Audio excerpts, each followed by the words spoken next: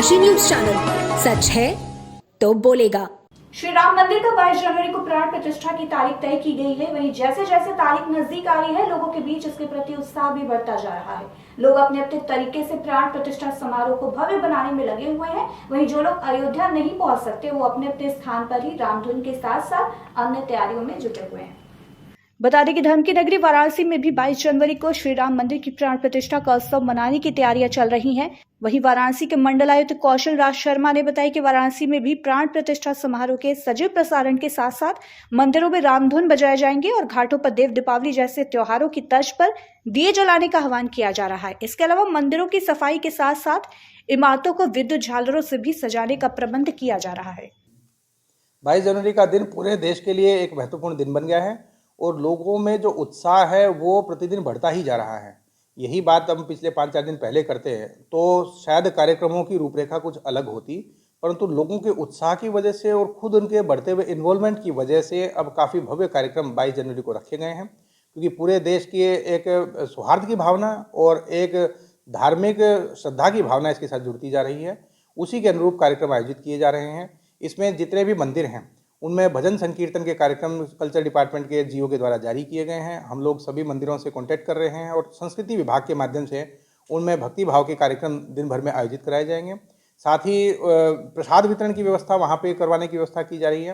वाराणसी में तो घाट और देव दीपावली यहाँ की फेमस है, तो उसी प्रकार का एक रेप्लिका किया जा सके और घाटों पर पब्लिक पार्टिसिपेशन से लोग दिए जलाएँ और उसको सेलिब्रेट करें, उसकी व्यवस्था करवाई जा रही है। उस दिन की जो घाट पे जो गंगा आरतियाँ रात को होंगी उनको और भव्यता से आयोजित करवाने की तैयारी की जा रही है।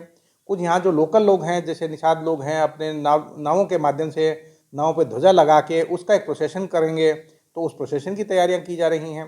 तो अलग अलग प्रकार के पब्लिक पार्टिसिपेशन के माध्यम से हम लोग व्यवस्था करा रहे हैं।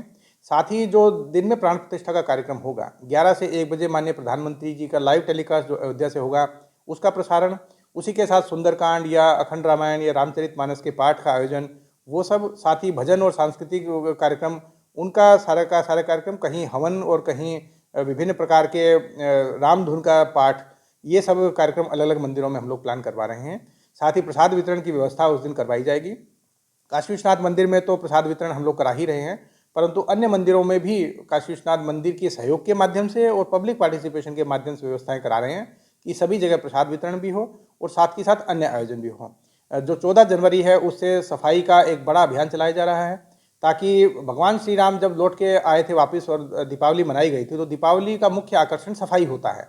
लोग पूरे साल के सफाई के माध्यम से अपने घरों को, शहरों को सुसज्जित करते हैं।